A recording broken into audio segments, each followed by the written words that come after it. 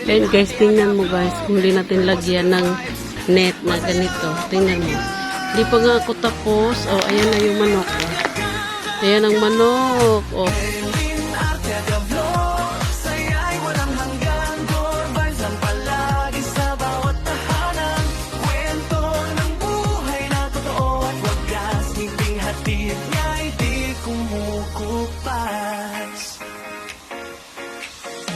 Isang nanay na madiskarte sa buhay. Sa hirap pag ginhawa, di sumusukong tunay. Tindera ng merienda, araw-araw kayod para sa Hello guys, welcome back na po sa akong YouTube channel. Ako na po ni si Marilyn Artiaga, ang inyong higala. So guys, for today's video ay dito na naman tayo sa ating garden. So ngayon guys, for today ay makakagawa na na po tayo ng flat para sa ating pichay. O this is it, pansit. Ang ating pichay ay maipunla na talaga mga jay. Kaya let's go! So guys, for today's video ay magbungkal-bungkal tayo guys. Gagawa na tayo ng flat para sa ating pichay. So ayan, ito ang ating gagamitin. Tingnan yung itsura ni Daddy. So wala tayong ano guys. So ayan, mag-ano tayo ng lupa. Ganon. So let's go! So yan mga people, dahil po umulan ng ilang araw, hindi naman masyado guys, isang araw umulan lang siya ng pakunti at saka hapon, kaya ngayon ay medyo ay malambot na yung lupa, kaya tayo na't magbungkal mga people. Oh yes, ano na yung lupa guys, malambot-lambot na, hindi tulad nung nakaraan na very po siya matigas dahil po sa sobrang lakas ng init. Pero ngayon ay inulan tayo, kaya ayan, medyo malambot-lambot na, kaya gagawa na tayo ng flat para sa ating pichay. Yes mga jay, matagal na itong pichay na nakatago dito sa aking kaban. Nakatago lang siya dahil nga hindi tayo makagawa dahil sa sobrang lakas ng init. Ngayon ay medyo inilan-ulan na tayo, kaya let's go na guys. Ayan, nag-umpisa na nga ako, let's go. Gumawa na ako ng flat guys para sa ating pichay. So ayan, magbungkal-bungkal tayo para naman maganda-ganda ang itsura. Charik, maganda itsura. Ano yan, Daddy? pag-asa at saya sa bawat eksena. Hindi lang vlog kundi inspirasyon para lumaban sa hamon ng panahon. Salamat sa Diyos sa lakas araw-araw, sa pamilya at friends na laging nakaalalay. Kahit maliit nagsisimula ang pangarap, basta may tiwala siguradong agad. Madeline Artiaga Vlog, liwanag ng saya. Simple mang buhay pero puno-puno ng biyaya. Like at subscribe, sama-sama tayo sa journey ng buhay na walang susuko. Mga friends at followers, maraming salamat sa suporta niyo, puso'y laging galak. Hanggang sa susunod na vlog ulit, good vibes lang, smile ulit.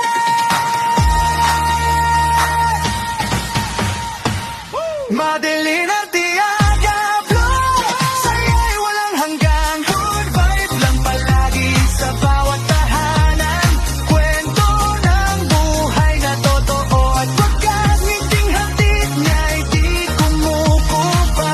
Madeline Artiaga Vlog, tara na sumabay.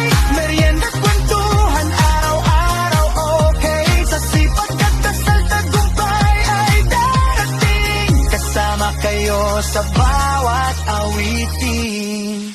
Madeline Artiaga Vlog, positive vibes, masaya pakinggan. Madeline Artiaga Vlog, Madeline Artiaga Vlog, saya'y walang hanggan. Good vibes ang palagi sa bawat tahanan. Kwento ng buhay na totoo at wagas, ngiting hatid niya'y di kumukupas. Isang nanay na madiskarte sa buhay. Sa hirap pag ginhawa, di sumusukong tunay. Tingnan mo guys, kung hindi natin lagyan ng net na ganito. Tingnan mo. Hindi pa nga ako tapos. Oh, ayan na yung manok. Oh. Ayan ang manok. Oh. Diba? Naguna-una na. Oh. Bungkal. Oh. Oh. Ayan na. Oh. Diba? Ganyan ka mga chicken. Oh. Mahirap pag hindi natin lagyan ng panangga. Ay maraming mga insektos. Yan, lagay natin yung mosquito net. Mosquito net yan guys na hindi na namin ginamit. Ang ilagay natin dyan para Hindi.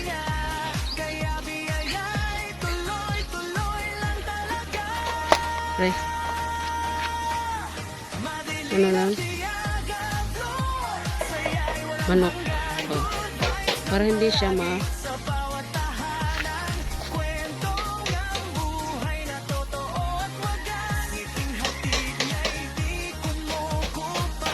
Makain kasi ng manok guys pag dilagyan. Ito yung lagay natin na pichay. So, pinunla na natin guys ang seedling hindi. Ang buto ng pichay, ayan. So, naghanda muna ako ng mosquito net. Ayan, itong mosquito net guys, hindi naman to namin ginagamit kasi hindi na kami nag-mosquito net, o di ba? Nag-upgrade kaya hindi naman ito gamit na kaya pakinabangan na natin ilagay natin dito kasi nga guys, maraming manok. Buti kung manok namin hindi sa amin, sa kapitbahay na manok, sobrang sila. O dito hindi pa nga ako nakapagpunla, o di ba? Ginat-ngat na ay ginagad ay binungkal na ng mga manok kaya naghanda tayo ng pangpanangga para naman hindi masira ang ating mga pananim. Maubos itong buto guys na tukain ng mga manok kapag hindi natin nilagyan. Kaya ayan, na si Inday Dadil, naglagay-lagay ng mosquito. Hindi na lamukin yung ating mga seedling. Hindi na lalamukin kay may mosquito na. Para-paraan lang guys para hindi talaga maubos ng mga manok ang ating mga pinunla na mga seedling. Hindi seedling, pinunla na buto. Ayan guys, kasi isa na lang na wala yung isa, di ba dalawang balot yun ng yung pichay ko ay isa na lang, di ko alam kung nasaan kaya ayan maliit na lang yung ginawa nating flat. Ayan, pero marami naman yan guys kapag tumubo na. So ayan, sana ay magiging successful itong ating pichay mga jay. May mosquito na ito ha, grabe kung kakainin pa ito ng mga chicken. Simple mang buhay pero puno-puno ng biyaya. Like at subscribe, sama-sama tayo sa journey ng buhay na walang susuko. Mga friends at followers, maraming salamat sa suporta niyo, puso'y laging galak hanggang sa susunod na vlog ulit. Good vibes lang, smile ulit.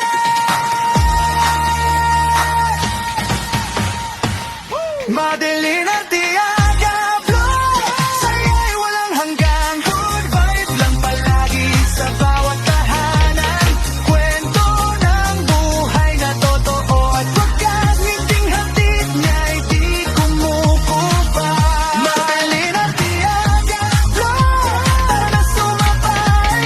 Merienda't kwentuhan araw-araw, okay. Sa sipag at dasal tagumpay ay darating. Kasama kayo sa bawat awitin. Madeline Arteaga Vlog, positive vibes, masaya pakinggan. Madeline Arteaga Vlog, Madeline Arteaga Vlog, saya'y walang hanggang. Good vibes ang palagi sa bawat tahanan. Kwento ng buhay na totoo at wagas ngiting hatid niya'y di kumukupas. Isang nanay na madiskarte sa buhay, sa hirap at ginhawa di sumusukong tunay. Tindera na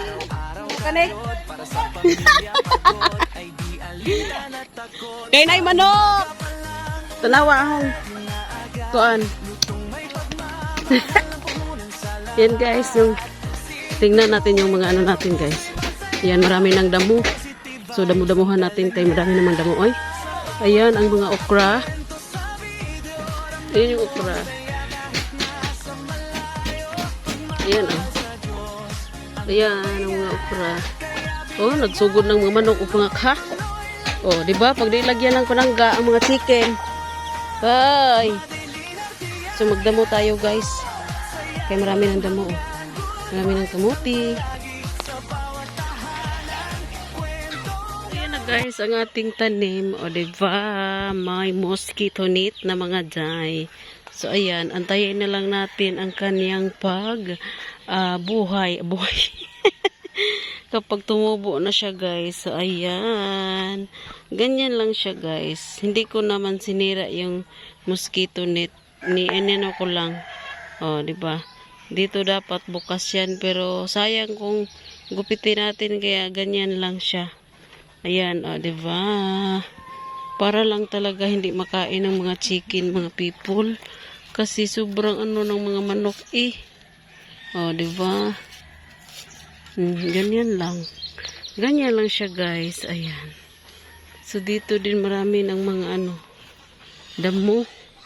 Kailangan ng damuhan guys, kay dumami naman ang mga damo sa maguna-una ang mga chicken, samok. Tumubo yung mga tanim natin guys, tumubo din yung mga damo, mas malaki pa yung mga damo kaysa mga tanim. Parang natalo yata yung tanim natin guys sa mga damo kasi 'di ba inisprito, oo inisprito siya, tapos yung iba naman grass cutter. Sabi nila kapag nadaanan daw ng spray kapag tumubo ay mataba yung mga damo. Ayan, totoo nga talagang mataba ang mga damo kaysa mga tanim.